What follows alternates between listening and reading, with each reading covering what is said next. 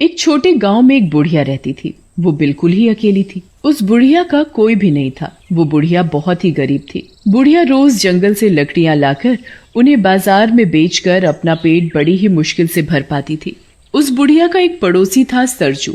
सरजू ने एक गाय पाल रखी थी, जिसका सरजू बिल्कुल भी ध्यान नहीं रखता था। यहाँ तक कि उसे खाने के लिए चारा भी बड़ी ही मुश्किल से देता था।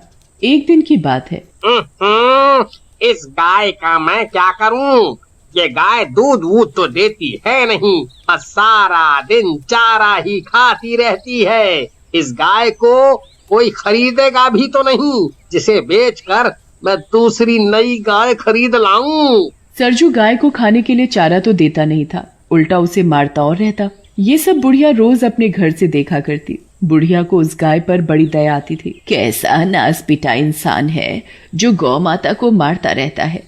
ऐसे आदमी को तो नरक में भी जगह नहीं मिलेगी। पाप लगेगा इसे, पाप। जब देखो बेचारी गाय को मारता ही रहता है। एक दिन की बात है। बुढ़िया सरजू के घर के आगे से जा रही थी, तभी उसे गाय के जोर जोर से चिल्लाने की आवाज आई, जिसे सुनकर वो रुक जाती है और वो सरजू के आंगन में झांक कर देखती है। लगता है गाय बहुत भूखी है, तभी इतने जोर जोर से शोर मचा रही है। ये सरजू खुद तो अपना पेट भर लेगा और घूमने निकल जाएगा, लेकिन बेचारी बेजुबान गाय के ऊपर इसे जरा भी दया नहीं आती। फिर बुढ़िया कहीं से गाय के लिए चारा लेकर आती है और सरजू के आंगन में जाकर गाय को चारा खिलाने लगती है और उसके सिर पर बड़े प्यार से हाथ फेरती है। चारा खाकर गाय का शोर मचाना बंद हो जाता है। गौ माता, तुझे भूख लगी थी ना? चारा खिलाकर बुढ़िया जैसे ही जाने लगती है तो गौ माता बुढ़िया की साड़ी मुंह में दबा लेती है। गौ माता, अब मुझे जाना होगा।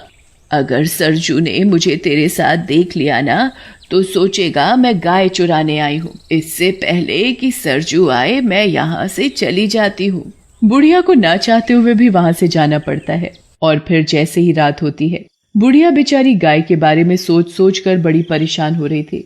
फिर पता नहीं कब उस बुढ़िया को नींद आ जाती है और अगली सुबह फिर जैसे ही सुबह होती है, बुढ़िया सीधे सरजू के पास जाती है और उससे कहती है, क्या तू मुझे अपनी गाय बेचेगा? सरजू गाय के बेचने की बात सुनकर अंदर ही अंदर खुश होने लगता है। आज तो लगता है भगवान ने मेरी सुन ली। क्या हुआ सरजू, तू किस सोच में पड़ गया? बता, तू मुझे अपनी गाय बेचेगा? हाँ हाँ माँ, क्यों नहीं। तो ठीक है, ये ले अपने पैसे और गाय मुझे दे। एक बात समझ में नहीं आई अम्मा, तुम इस बूढ़ी गाय का करोगी क्या?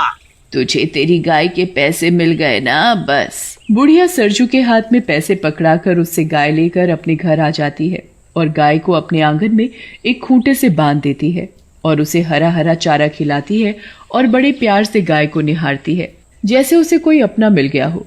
और फिर जैसे ही रात होती है, बुढ़िया गाय के आगे चारा डालकर सोने चली जाती है और अगली सुबह बुढ़िया सवेरे जल्दी जल्दी उठकर गाय का गोबर उठाती और फिर गाय के नीचे से साफ सफाई करके उसे नहलाती धुलाती है और फिर उसे खाने के लिए चारा देती है।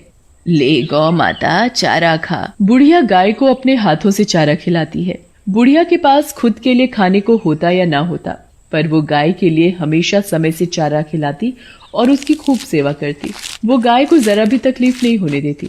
बुढ़िया रोज रात को सोने से पहले उसे चारा देना नहीं भूलती थी। गाय भी बुढ़िया से बड़ी खुश होती। बुढ़िया की गाय अब पहले से ठीक हो चुकी थी। एक रात बुढ़िया गाय को चारा देकर सोने चली जाती है और जब वो सुबह उठती है और गाय के पास जाती है तो बुढ़िया के तो होश उड़ जाते हैं। ये क्या? गाय ने सोने का गोबर किया? क्योंकि वो गाय कोई मामूली गाय नहीं थी, एक जादुई गाय थी जो सोने का गोबर देती थी। फिर वो बुढ़िया चुपचाप गाय के नीचे से सारा सोने का गोबर उठाकर अपने कमरे में ले जाती है। अरे वाह, गौ माता ने मुझे सोने का गोबर दिया, इससे तो मैं गौ माता के लिए और भी चारा खरीद सकूंगी। फिर वो बुढ़िया सोने का गोबर बाजार में बेचकर गाय के लिए एक सुंदर घंटी खरीदती है और अपने और गाय के लिए बहुत सारा खाना खरीदती है।